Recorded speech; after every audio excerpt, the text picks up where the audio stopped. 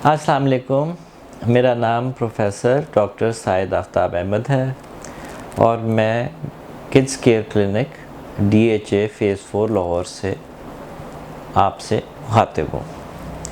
आज का टॉपिक हमारा जेनेटिक डिसऑर्डर्स पे है और ये टॉपिक जो है ये मैंने आज ख़ास तौर पे चूज़ किया है इस वजह से कि ये एक कॉमन प्रॉब्लम है हमारी कम्युनिटी पाकिस्तान में और इसको हम ज़्यादा अटेंशन नहीं देते और हमारे डॉक्टर हज़रात और हमारे मेडिकल के बाकी जो लोग हैं उनको भी इसके बारे में इतनी मालूमात या शायद मेरा ख़्याल है इतनी डेप्थ में मालूमात नहीं है।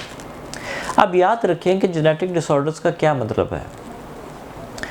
जेनेटिक डिसऑर्डर्स जो हैं ये वो डिसऑर्डर्स हैं जो आपकी ख़ानदानी बीमारियां हैं, जो आपके क्रोमोसोम्स में या आपके जेनेटिक मटेरियल में ये चीज़ें ट्रैवल करती हैं और फिर वो आपको किसी न किसी शक्ल और सूरत में आपके सामने वो पेश हो जाती हैं। मसलन एक आम चीज़ है मंगोल बच्चा, जिसको हम डाउन सिंड्रोम भी कहते हैं। एक और एग्ज़ाम्पल है थैलेसीमिया। ऐसा नहीं हो सकता कि आपने थैलेसीमिया या मंगोल बच्चों के बारे में ना सुना हो। अब ये चीज़ें जो हैं ये जेनेटिक टेस्टिंग से कंफर्म हो सकती हैं। ये भी कंफर्म हो सकता है कि अगर आपका एक बच्चा मंगोल है या उसको डाउन सिंड्रोम है तो आपका जो नेक्स्ट बेबी है उसकी हम जब आप प्रेग्नेंट हैं तो वाइल प्रेगनेंसी हम आपकी टेस्टिंग करके हम आपको बता सकते हैं कि ये जो आपका जो नेक्स्ट बेबी है उसके चांसेस हैं कि ये मंगोल है या ये मंगोल नहीं है। अच्छा, एक और इसमें प्रॉब्लम आ जाती है कि कई ऐसे क्या कहते हैं कपल्स हैं जिनके बच्चे पैदा होते हैं, कुछ महीने ज़िंदा रहते हैं और उसके बाद कुछ अजीब व गरीब बीमारी का शिकार होकर फौत हो जाते हैं। ऐसे हमारे पास कई बच्चे आते हैं क्योंकि मेरा काम जो है वो छोटे बच्चों के साथ ज़्यादा है और इसलिए मैं ख़ुद ये मेरा एरिया ऑफ इंटरेस्ट है और मैं लोगों को जेनेटिक काउंसलिंग प्रोवाइड भी करता हूँ और हमारा अपना एक ग्रुप भी है। तो जो लोग जिनके बच्चे सरवाइव नहीं करते या सरवाइव करते हैं और फिर फौत हो जाते हैं कुदरती तौर पे, उनकी जेनेटिक टेस्टिंग करके हम ये उनको बता सकते हैं कि उनको क्या प्रॉब्लम है और कौन सा बच्चा जो है अगर वो लेट अस से फॉर एग्ज़ाम्पल वो फिर से प्रेग्नेंट है तो क्या वो बच्चा अफेक्टेड होगा या नहीं अफेक्ट होगा। जिस तरह से हम आपको बता सकते हैं कि आपका जो करंट अगर आप प्रेग्नेंट हैं तो आपका ये जो बच्चा है ये मंगोल होगा या उसको डाउन सिंड्रोम होगा कि नहीं होगा। ठीक है, you have to be very clear.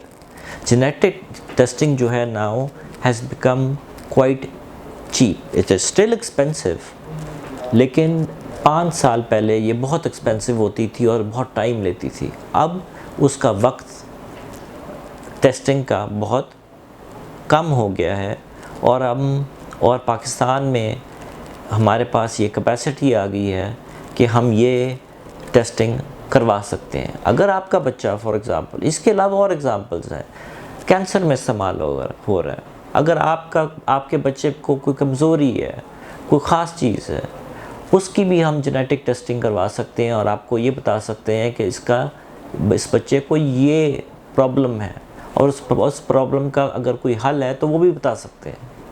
तो इसकी एक जेनेटिक टेस्टिंग और जेनेटिक काउंसलिंग अब एक स्पेशलिटी बन गई है और इसके बहुत सारे फ़ायदे हैं और आपके लिए अगर आपके ख़ानदान में कोई बच्चा या कोई और अफेक्टेड है तो आप ये याद रखें कि ये उनके लिए एक, आप सोचें वो कितनी तकलीफ़ में होंगे, उनके लिए ये एक उम्मीद, एक जवाब उनकी तकलीफ़ में कमी का बायस बन सकता है। अगर उनको ये पता चल जाए कि ये क्या प्रॉब्लम है। अच्छा, जेनेटिक टेस्टिंग क्या चीज़ है? जेनेटिक टेस्टिंग के बारे में लोगों को काफ़ी लिमिटेड इन्फॉर्मेशन है। जेनेटिक टेस्टिंग बेसिकली ये होता है कि एक खून का सैंपल आमतौर पे रिक्वायर्ड होता है, या फिर किसी और सिक्रीशन का सैंपल रिक्वायर्ड होता है, और वो हम आम तौर के ऊपर उस सैंपल को हम आउट ऑफ कंट्री भेजते हैं और उसका कोई एनालिसिस वो हमें करके भेज देते हैं। हाँ, साथ हम सपोर्टिंग डॉक्यूमेंट्स और हिस्ट्री ज़रूर भेजते हैं। तो ये कोई इतना कोई कॉम्प्लेक्स चीज़ नहीं है। बस ये बात, जो डॉक्टर आपको हैंडल कर रहा हो उसके पास इस चीज़ का एक्सपीरियंस कि जेनेटिक डिजीज़ क्या हैं, और जो जेनेटिक काउंसलिंग का एक्सपीरियंस होना चाहिए। वो बेशक मेरी तरह का पीडियाट्रिशियन हो, या वो गायनेकोलॉजिस्ट हो, या वो कैंसर का इवन डॉक्टर हो।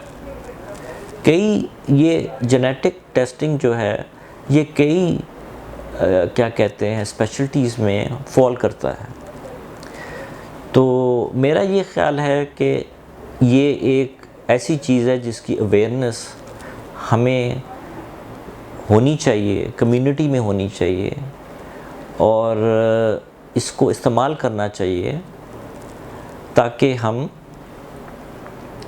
अपने जो लव्ड वंस हैं उनका बेहतर इलाज कर सकें, और आने वाली नस्लों को भी उसका फ़ायदा हो सके।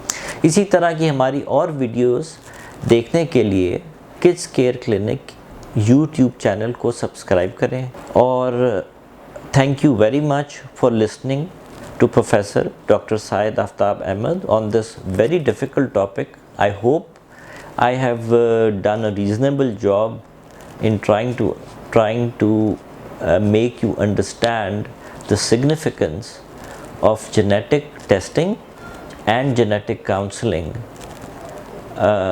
in your daily lives. आपके सुनने का बहुत शुक्रिया।